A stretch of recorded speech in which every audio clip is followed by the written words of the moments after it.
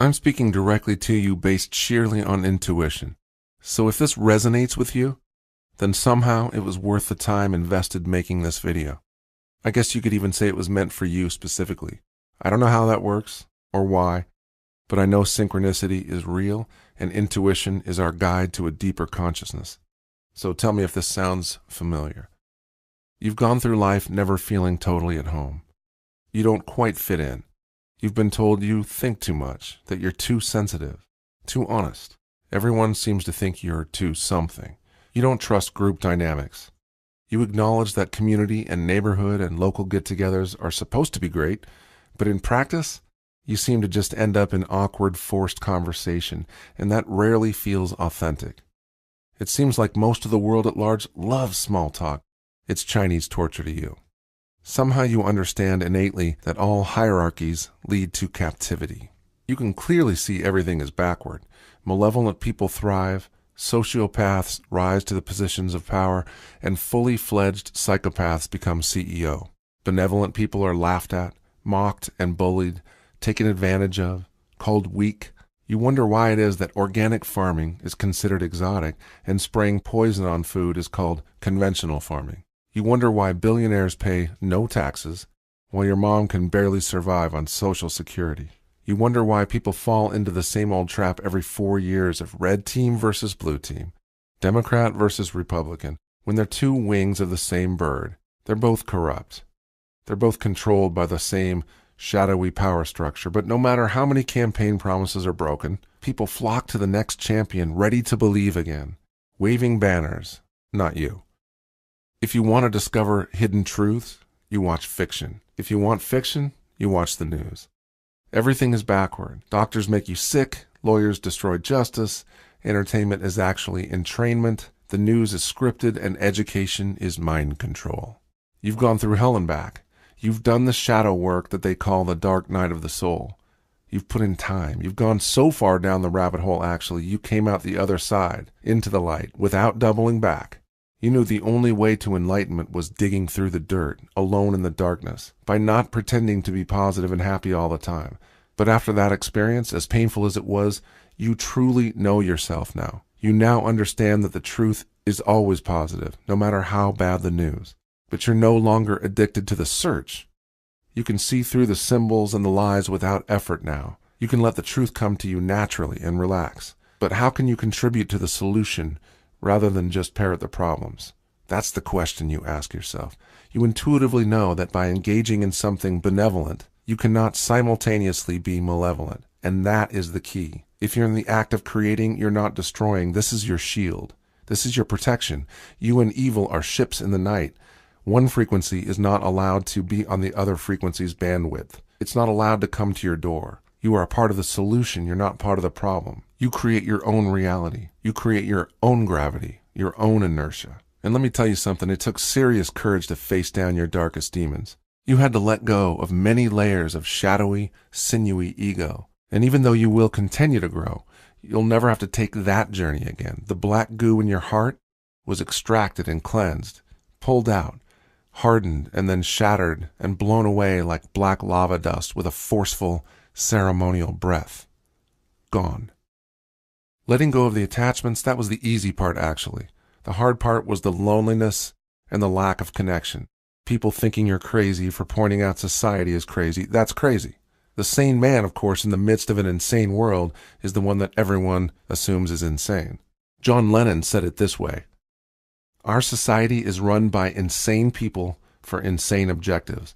I think we're being run by maniacs for maniacal ends, and I think I'm liable to be put away as insane for expressing that. That's what's insane about it." End quote. You can feel the weight of that statement, like a piano dropping on your head from a 3-story window. You know how John feels. JFK said this, quote, "The very word secrecy is repugnant in a free and open society.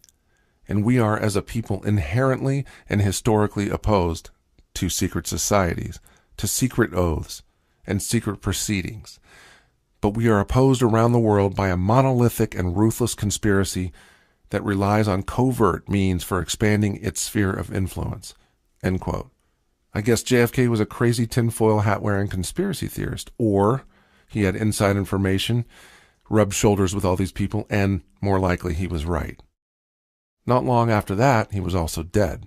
Meanwhile, the tomb of George Washington says Freemason and First President, not the other way around. But you've even found a way to balance all the dark information with joy, with laughter, happiness, hanging out with friends, taking in a comedy once in a while, and maintaining a creative outlet in order to balance out the horrific truths that you now see so plainly.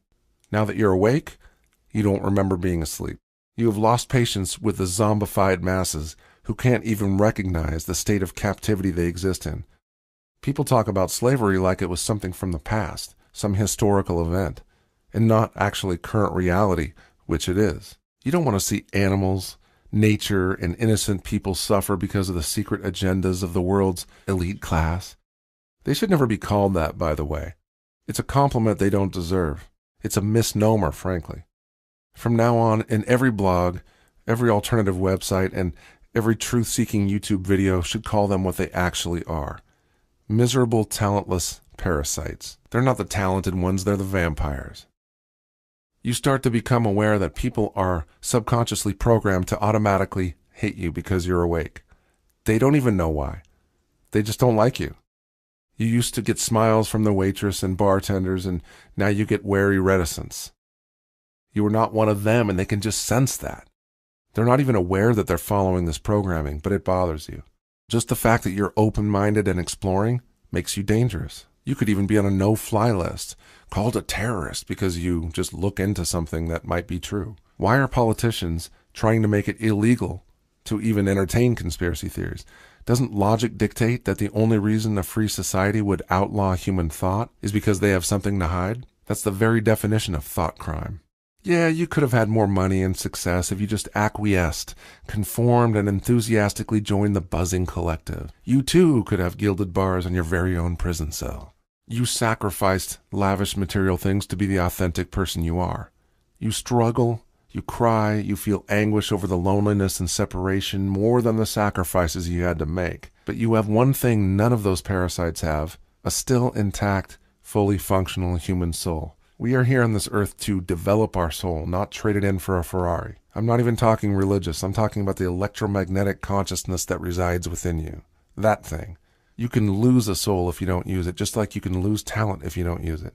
And what did you get for all that steadfast morality? A swift kick in the ass from almost everyone you love and respect, probably.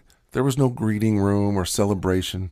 No one gave you a hug or a word of congratulations. And the director doesn't seem to care about your story arc. Your character has been left out of the important scenes in the movie, right there on the cutting room floor. You've lost relationships and family members and even friends. Well, let me be the voice of reason for a moment or two. Let me be the welcoming committee, even if I'm a little late to the party. I want to thank you for your courage. I want to thank you for all those sacrifices you made. If we had our own secret society, ours would be benevolent, not malevolent. We'd be hanging out, listening to music, analyzing great movies made by Kubrick, nerding out to conspiracy, breaking down symbolism while drinking beer and going on bar crawls and telling war stories. Real camaraderie.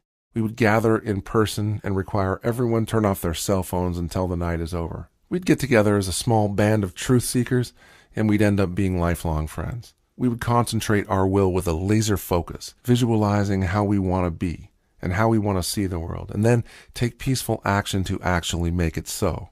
We would take this gray, devolving world of zombie nihilism and throw liquid technicolor on the porous, thirsty canvas. We'd be thick as thieves, and we'd revel in giving the Matrix the finger. We would create our own miniature world, our own local reality.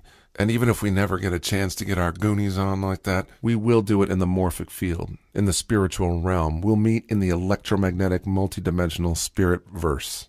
Thank you for being a peaceful warrior. Thank you for searching for truth, even when people turn their backs on you. You are an authentic person. You've managed to buck all the programming, all attempts to make you a conforming, sniveling slave. You stand defiant, rebellious, and triumphant, even though it doesn't always feel that way. It doesn't always feel good. You've determined that being misunderstood and uncomfortable in the truth is better than being warm and cozy in the lie. Oh, and by the way, maybe those people that say you're too sensitive are not sensitive enough. Maybe those that say you're too intense are severely lacking passion. And those that claim you're too weird, maybe they're just really fucking boring. Thank you for being the authentic person you are. I thank you for all your hard work, and you are my friend. Even if I never meet you, I appreciate you. Never give in, never surrender. From one soul to another, I'm giving you deep respect. This is Jeff Bird with Radio Mysterium.